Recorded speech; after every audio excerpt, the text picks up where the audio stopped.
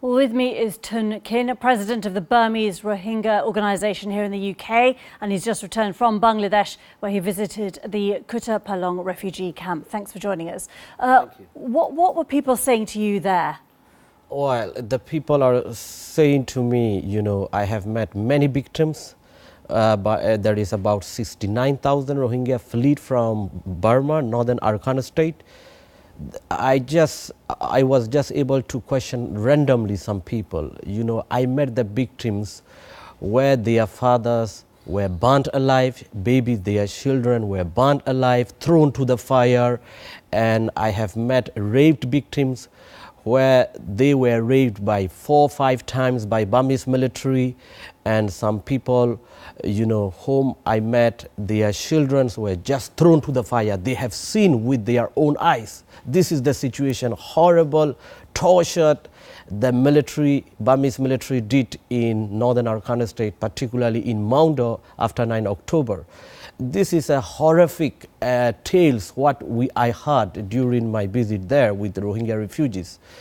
And there is many rape victims who are not getting proper medical aid. Now they've been suffering. That's what I meant. They're in Bangladesh now. Do people want to leave then Myanmar? Do they want to now go to Bangladesh? Of course, they left because of this horrific tortures and extreme situation the Burmese government created, where their children were burnt alive, elderly men were, burnt alive, and, many women were raped. According to our reports, more than 500 women were raped by Burmese military troops. At least 1,000 Rohingya people been killed after 9 October. And thousands of Rohingya houses were burned down by military. The UN say they want, obviously, an investigation now, but the government, as we heard in that report, say that these allegations are exaggerated. This is an internal, not an international issue. This is usual. This Burmese government continuously, this government is saying, like a previous military regime, and NLD, the same policy they are saying, the same policy they are using, they're saying it is exaggeration. There is a UN report, independent body. They have highlighted what's happened to Rohingyas is crime against humanity. There is not more than that kind of report we can have. What is the reason, the core underlying reason for this animosity, if it is there? If you look at Rohingya situation, we are facing persecution many decades. But why? Because of political, religious and ethnic. Rohingyas are the largest Muslim minority in Burma.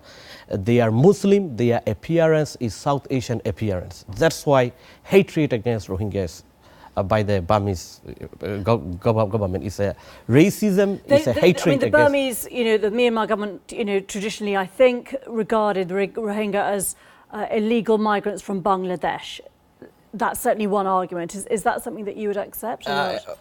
Of course, Rohingya were recognized as an ethnic group after 1948 democratic period time. Rohingya language was broadcasted from Burma Radio Broadcasting Program 1961 to 1965. Rohingya cultural event was there, Unity. So before 1962 military coup power, Rohingya were treated as an ethnic group like other nationalities of Burma. So this is the man-made systematic persecution. The design, they want to eliminate these Rohingya people from Burma. They want to exterminate it. What should happen now, and will this UN action help, do you think, or not? It is very important that international community have to come forward with a stronger action, to take action on Burmese government, because it's been going on many decades, particularly after October 9, the abuses, the horrific situation, and as I mentioned earlier, 1,000 Rohingya have been killed, and many women were raped, and children and elderly men were burnt alive. This is the worst situation we are facing in our country state. In 21st century, as a human being, they shouldn't be treated that way. So international community have to come forward to pressure to support Burmese government and to support UN Commission of Inquiry. Okay, we need we'll have to leave it urgent there. UN investigation needed to stop these abuses. Otherwise, if international community do not support this, this is encouraging to Burmese government to go forward these abuses. This is very important point here. I want to highlight. Absolutely. Thank Sorry, you we're so out of much. time. Thank you very much for your time, President of the Burmese Rohingya organisation here in the UK. Thank you so much.